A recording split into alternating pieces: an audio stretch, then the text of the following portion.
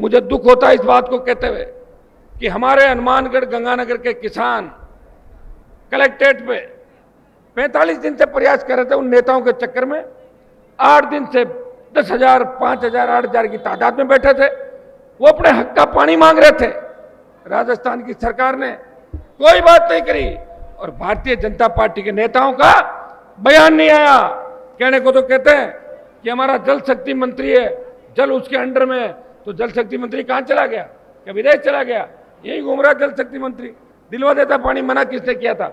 भाइयों, उन किसानों के प्रतिनिधिमंडल के साथ जाके अगर इतिहास में पार्टियों के अलावा किसी व्यक्ति ने जाके प्रयास किया, ये छोटा भाई राजपाल यहां बैठा है, हनुमानगढ़ के नेता भी बैठे हैं, कल 150 से ज्यादा किसानों को लेके पंजाब के मुख्यमंत्री से बात करी और उनको ये कहा कि हम आपके भाई हैं।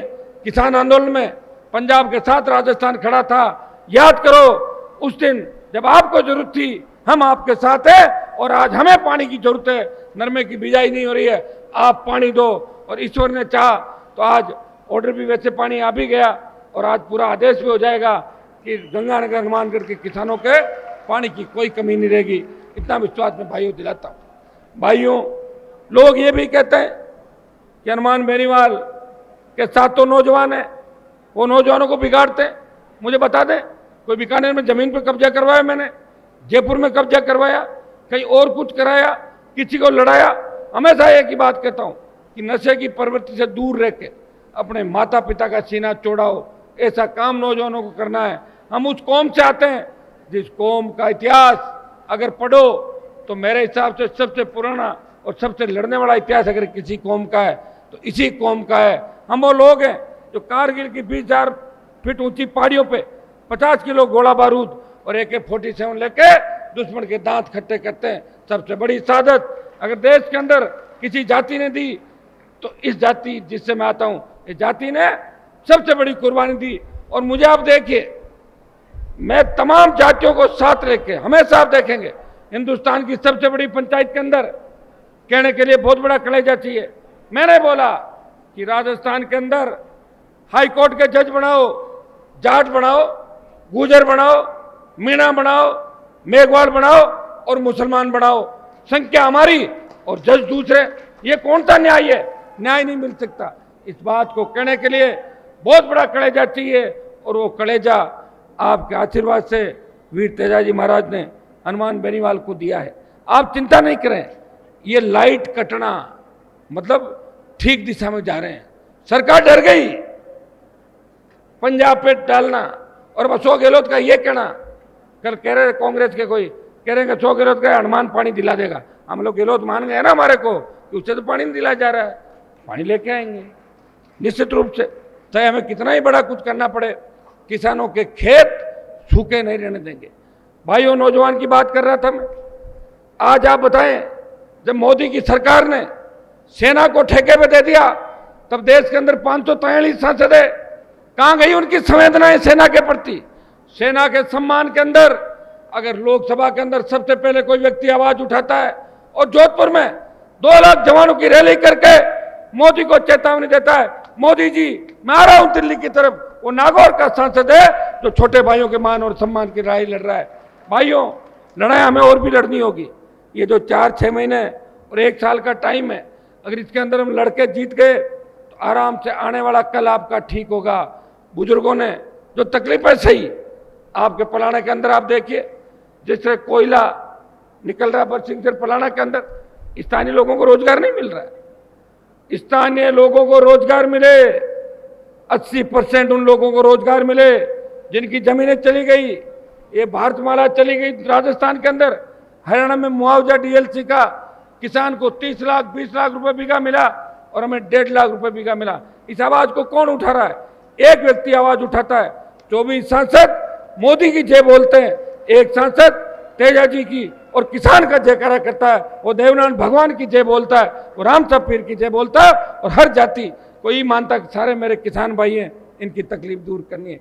भाइयों, दिल्ली के अंदर एक व्यक्ति, बढ़ती महंगाई, पेट्रोल डीजल की जब कीमतें बढ़ती है, कोरोना के अंदर जब 50 लाख मौतें देश के अंदर होती है, किसान कर्ज माफी कोई बात करता है, ईस्टर्न कैनाल, ERCP, जिससे हमारे ईस्टर्न राजस्थान के 13 जिले सिंचाई और पीने का पानी आएगा, उसको पुरजोर तरीके से कोई उठाता है।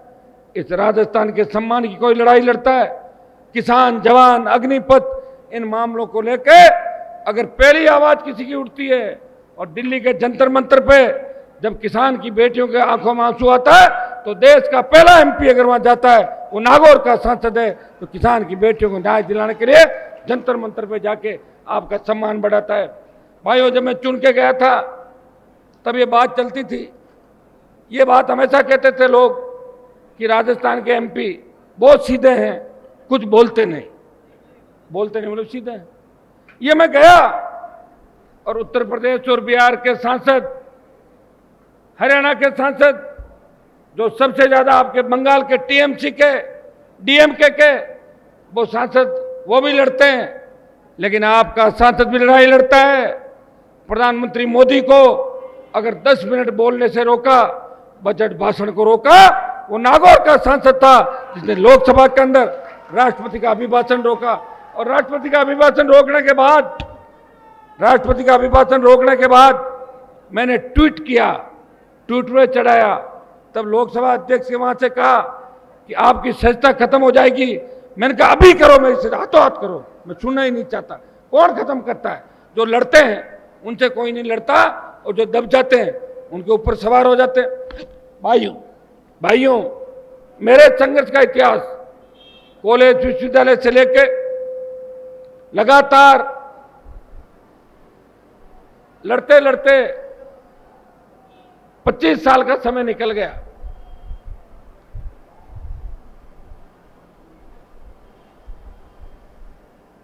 कांग्रेस बीजेपी के नेताओं तो फिक्स वोट है, फूल का चिन्ह आ जाएगा। कई लोग तो फूल को वोट देने के लिए वोटर लिस्ट में नाम जुड़ाते हैं, हाथ दिखते ही हाथ में दे देते हैं। तो 20-30 हजार वोट तो हर विधानसभा में कांग्रेस बीजेपी के फूल के और हाथ के नाम के हैं। एक हनुमान बेनीवाल है, पार्टी बनाई, 0 से शुरुआत करी, पिछली बार 57 लड़ाए, तमाम उपचुनाव लड़ा के देश में संदेश दिया कि राजस्थान में भी क्षेत्रीय पार्टी इन कांग्रेस और भारतीय जनता पार्टी के छक्के छुड़ा देगी। और वो क्षण आ गया। 2023 कोरोना की वजह से बहुत परेशानियों का दौर रहा, लेकिन मुझे पूरा भरोसा है कि 23 की सत्ता आपकी होगी, और आपकी नहीं भी होगी तो आपके बिना किसी की सत्ता नहीं होगी। यह मैं विश्वास आपको दिलाता हूं। मैं राजस्थान के कोने कोने के अंदर गया हूं। भाइयों, मेवाड़ की धरती, जहां राष्ट्रीय लोकतांत्रिक पार्टी बल्लभनगर के चुनाव के अंदर भारतीय जनता पार्टी की जमानत जब्त कराती है, सरदार शहर के चुनाव के अंदर लालचंद जी 47,000 से ज्यादा वोट लेके एक नई ऊर्जा हमें मिली। सरदार शहर चुनाव से एक नई क्रांति का आगाज हुआ। सुजानगढ़ में सीताराम जी 32-33 हजार वोट लेते हैं। साड़ा, बल्लभनगर और खींवसर की सीट का उपचुनाव RLP पार्टी जीत के मुख्यमंत्री को दोबारा हराती है। पहले मुख्यमंत्री को बेटे को हराती है और फिर खींवसर जीत के कहती है, CM साहब आपकी हार का लाइसेंस रिन्यू कर दिया वापस। ये काम अगर कोई कर सकता है वो आपकी ताकत, जवानों की जोश और ऊर्जा से ये काम